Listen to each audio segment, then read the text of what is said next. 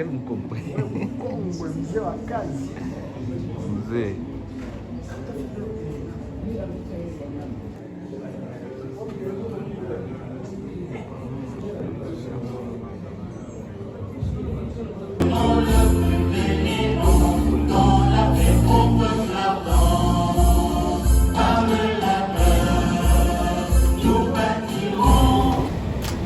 Monsieur Philippe, merci beaucoup, cher journaliste.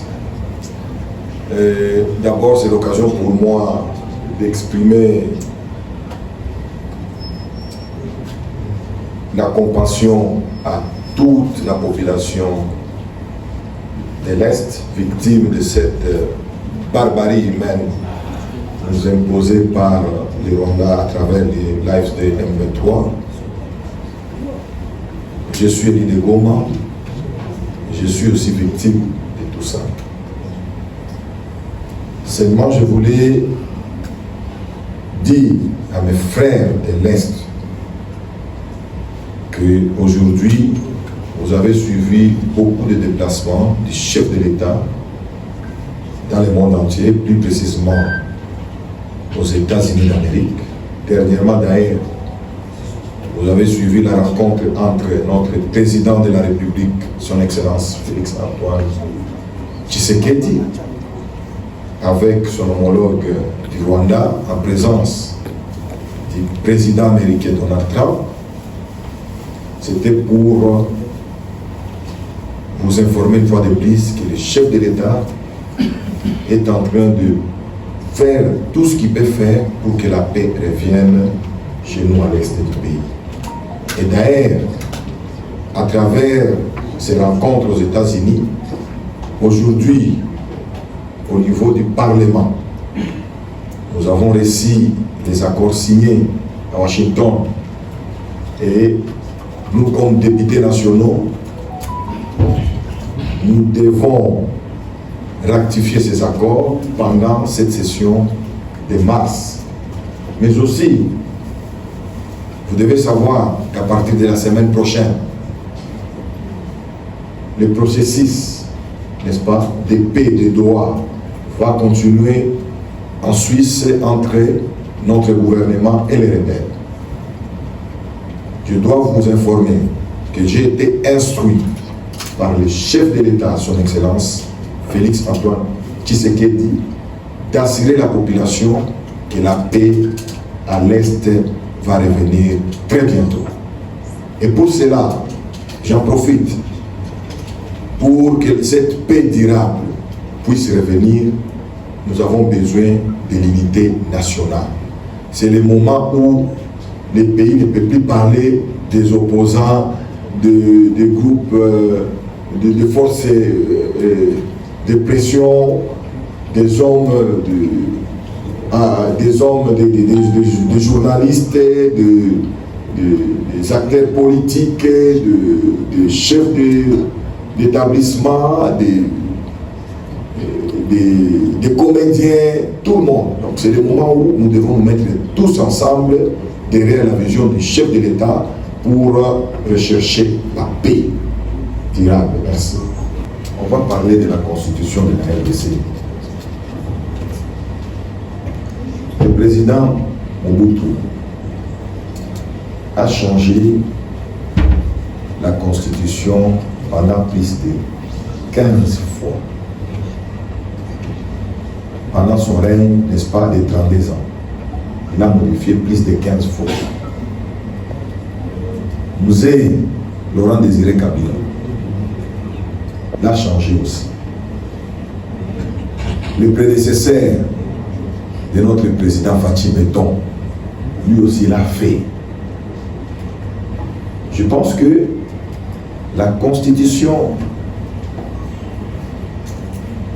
il ne faut pas comparer la Constitution à la Bible.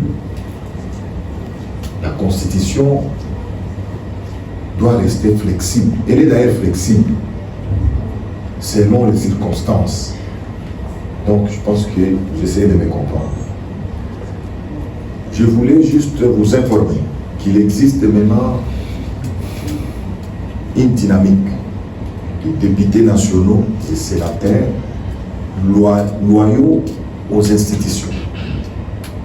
C'est-à-dire, après la déclaration du sénateur Bati Kwebo, nous qui n'étions pas d'accord de ces propos, nous sommes mis ensemble et nous avons créé cette dynamique. C'était l'occasion pour nous de vous montrer, vous, que voilà, les députés et sénateurs de l'AFDCA qui se sont rangés derrière la vision du chef de l'État et qui continueront à respecter fidèlement les orientations de l'union sacrée de la nation. Je pense qu'il n'y a pas de rupture entre notre regroupement AFDCA, le sénateur Bati Kwebo et moi. Seulement, je suis républicain et je suis libre de s'exprimer. Vous devez savoir cela. Je n'ai pas été d'accord des propos prononcés par le sénateur Bati Kwebo le jour de sa conférence dernièrement. Ce que vous devez savoir, c'est que j'étais présent dans la salle. Mais ces propos ont dérangé. Et ce sont des propos qui se sont écartés de la vision du chef de l'État, mais aussi des orientations de l'union sacrée de la nation.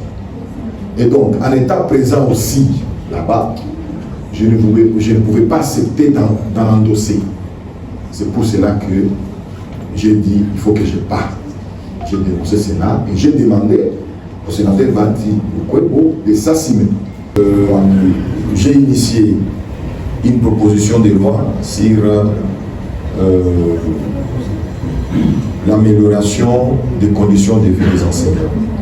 Donc avec cette proposition de loi, c'était question de voir comment majorer, que ce soit les salaires comme prime des enseignants. Vous savez vous-même comment ils vivent. Donc il y a déjà une proposition que j'ai déjà déposée à l'Assemblée nationale. Il y a une autre proposition, celle-là, c'est pour la création d'emplois. Donc il y a une autre proposition de loi sur la sous-traitance dans les secteurs privés. Donc, alors, j'ai appelé le ministre, le VPM actuel du plan, en plénière pour venir justifier les fonds alloués, n'est-ce pas, qu'on lui accorde dans les projets des 145 territoires. Vous savez, aujourd'hui, on devait se rassurer si cet argent arrive à destination. C'est pour la construction des écoles, des marchés, des hôpitaux. Donc j'ai appelé le vice-premier ministre du plan. Actuellement, il est là, il est en fonction. Je l'ai convoqué, il était là en plénière. J'ai plaidé pour les enseignants. Les NU du Nord Kivu, du Sud Kivu, de l'Ituri, qui n'avaient pas encore de numéro, n'est-ce pas, matricule. Donc c'était une chose faite. J'ai demandé au vice-premier ministre,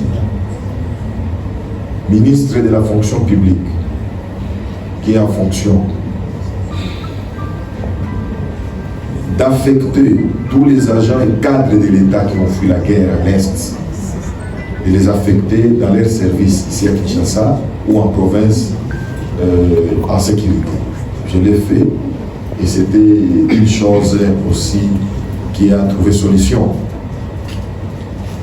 Dernièrement, ici, il n'y a pas 3 jours, j'ai convoqué le vice-premier ministre, ministre de l'Intérieur, pour venir nous parler de la sécurisation de nos frontières. Donc, je ne sais pas si vous comprenez, je vous parle d'abord du vice-premier ministre. Presque tous, je les ai invités déjà au Parlement. Il manquait que celui de la défense. Donc, il y a beaucoup. La liste est exhaustive. Donc, je ne saurais pas, n'est-ce pas, vous donner tous les détails.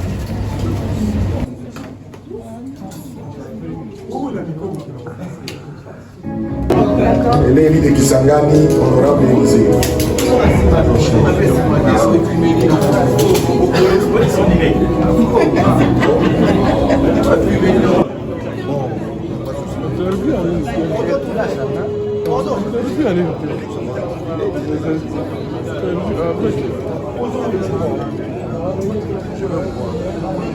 Tout a été dit, je ne peux pas dire deux fois. En résumé, vous avez dit beaucoup de choses. Merci beaucoup. En résumé.